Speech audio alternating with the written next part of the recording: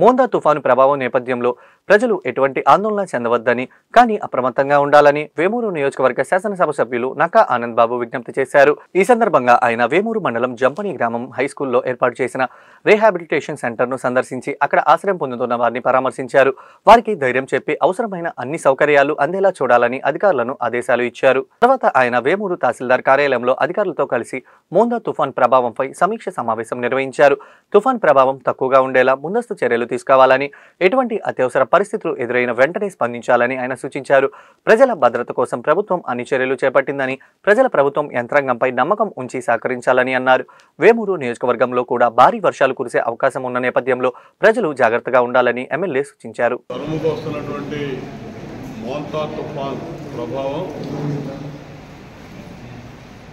బాపట్ల జిల్లా మీద కూడా పూర్తిగా ఉంటుందని చెప్పి అనుకుంటా ఉన్నాం. ఈ జిల్లాలోని ముఖ్యంగా వేమూరు నియోజకవర్గ 5 మండలాల్లోని యంత్రాంగం, ప్రభుత్వ యంత్రాంగం అంతా కూడా అన్ని సహాయక చర్యలు చేపట్టడానికి సంసిద్ధంగా ఉంది. ముఖ్యంగా రాష్ట్ర వ్యాప్తంగా కూడా చాలా ఆందోళన చెందుతూ ఉన్నారు. ఈ తుఫాన్ యొక్క తీవ్రత ఏ విధంగా ఉండబోతా ఉందని. ఈరోజు, రేపు, ఎల్లుండి వరకు కూడా ఈ తుఫాను బీభత్సం కానీ, తుఫాను బలహీనపడ్డాక కూడా భారీ వర్షాలు కురిసే అవకాశం ఉంది. కాబట్టి అందరూ కూడా అప్రమత్తంగా ఉండాల్సిన అవసరం ఉంది. ప్రజలను కూడా అప్రమత్తంగా ఉంచాల్సిన అవసరం ఉంది. అయితే ఎటువంటి భయాందోళన చెందాల్సిన అవసరం లేదు.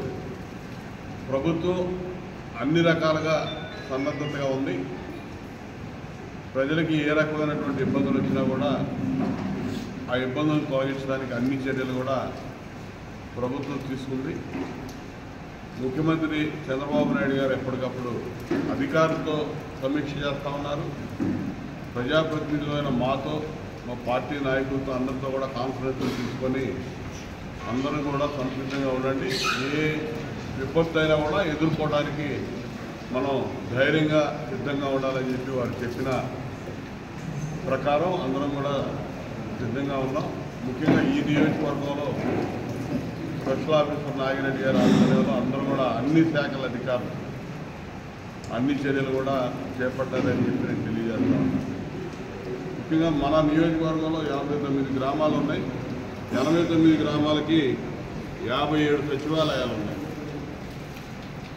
57 సచివాలయాల పరిధిలో కూడా ఈ రిహాబిలిటేషన్ సెంటర్లు ఏదన్నా తుఫాను తాకిడి బాగా పెరిగి పూరి గుడిసెల్లో కాలువ గట్ల ఉన్నటువంటి బలహీన వర్గాలు కానీ ఇతరత్ర ప్రజలు ఇబ్బందులు ఎదుర్కొంటూ ఉండే పరిస్థితుల్లో దాని నుంచి వారికి ఉపశమనం కలిగించడానికి రిహాబిలిటేషన్ సెంటర్ తీసుకొచ్చి వాళ్ళని అక్కడ పెట్టి వారికి కావాల్సిన అన్ని రకాల సౌకర్యాలు కూడా ప్రభుత్వం సిద్ధంగా ఈ 57 సచివాలయాల పరిధిలో కూడా ఏర్పాటు చేస్తాం.